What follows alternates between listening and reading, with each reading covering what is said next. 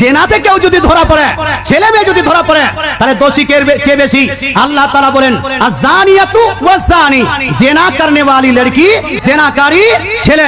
মেয়েকে আগে করা হয়েছে, ছেলেকে পরে করা হয়েছে।